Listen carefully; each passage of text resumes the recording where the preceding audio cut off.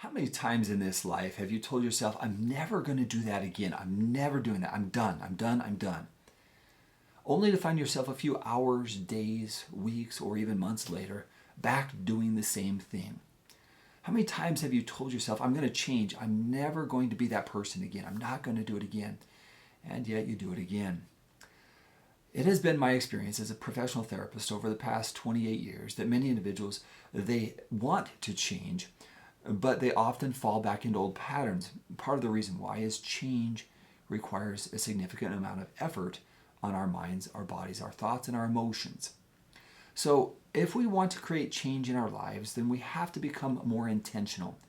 And if you want to become more intentional, then you have to give more thought to the things that you have already learned, and you have to learn to unlearn. The idea then is we are unlearning unhealthy habits to create new patterns or new behaviors, new thought patterns in our lives.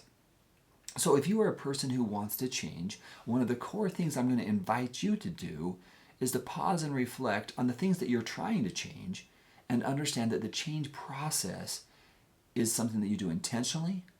It's something that you have to unlearn other habits or old habits, and then you have to implement new habits, new behaviors in order to make the change.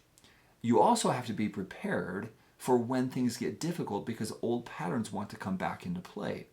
In essence, what happens is the myelin sheath wraps around your mind, your nerves, your thought patterns, and this myelin sheath is something that is designed to help us be more efficient in what we do.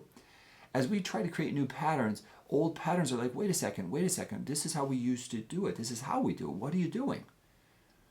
And so the change process is unlearning behaviors by intentionally creating new behaviors, new thought patterns, and learning how when the old ones want to come back, you already have something that you're going to do. So you're establishing new healthy patterns by unlearning. And the unlearning process requires us to prepare for new actions. And that's where I find most people don't succeed, is they're not fully prepared. If you would like to learn more about the change process, it's something that I've been studying, trying to learn how to help individuals change their lives for good. If you'd like to join me, I have a course, Design Change 2.0. I would invite you to join me if you want to make changes in your life. If you've said, I'm never going to do that again, let me and my team help you create the lasting change that you desire. Thanks for spending this time with me.